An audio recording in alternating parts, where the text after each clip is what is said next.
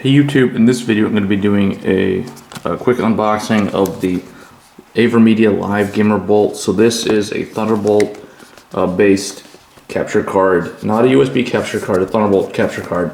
And I can't emphasize that enough because some people are going to look at this and going to say, oh, it's USB-C, so I can just plug it into my laptop or my desktop and it'll work. And that's not accurate. It does have the Thunderbolt logo, so this is going to demonstrate a use case for that Gigabyte Maple Ridge add-in card that I had covered earlier in a couple of videos on the channel.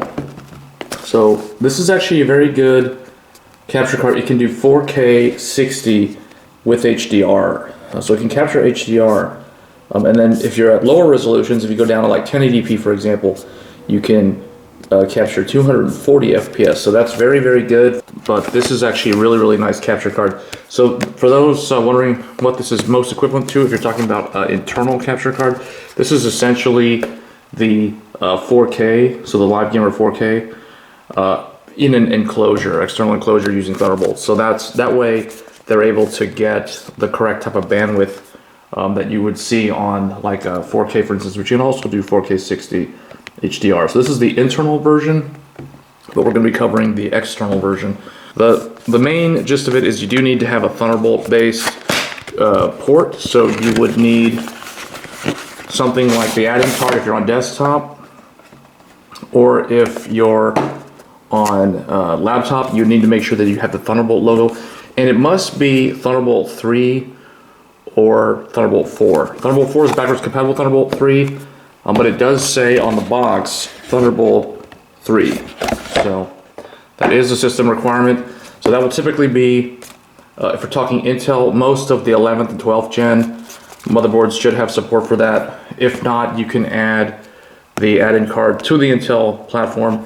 And then of course for AMD, as I demonstrated in the previous video, you can add the add-in card to the new X670E motherboards from Gigabyte.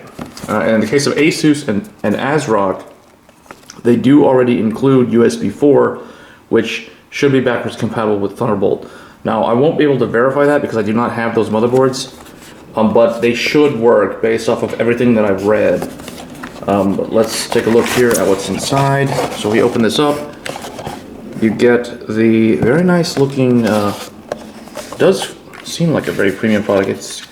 The bottom is rubberized, so that means if you put it on a desk, it's going to stay firm. It's not really going to slide around.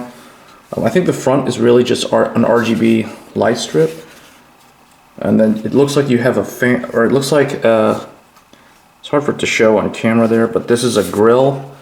And then on the back you get the Thunderbolt port. Notice the lightning bolt symbol there. That indicates that this is a Thunderbolt port, not a typical USB port. Then you have HDMI out and HDMI in. So whatever footage you're trying to capture, whether it's from a camera, a gaming console, like in my case, I'll be using this with a PlayStation 5 primarily. But if you wanted to capture like a gaming PC, and you had this connected to your streaming PC via the Thunderbolt port, you would plug in the HDMI input here, and then you also have the option for a line in.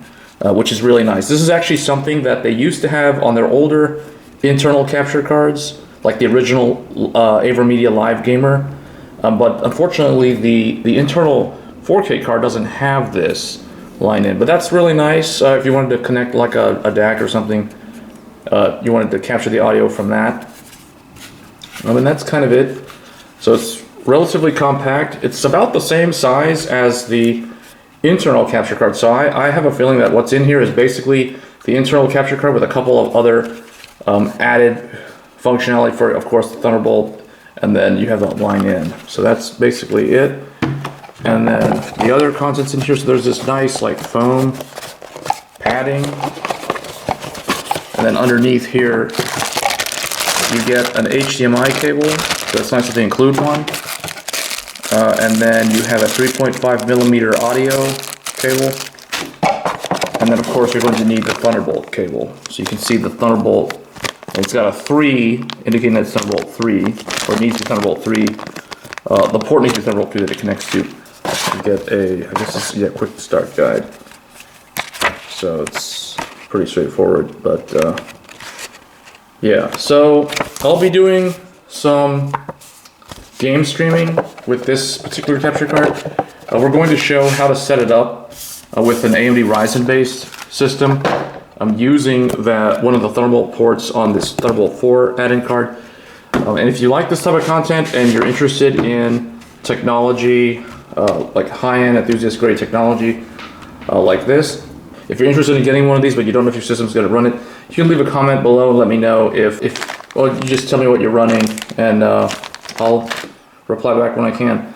If you guys like this content, please leave a like. It does help me feel motivated to keep making videos like this. And as always, I'll catch you guys in the next one. Thanks.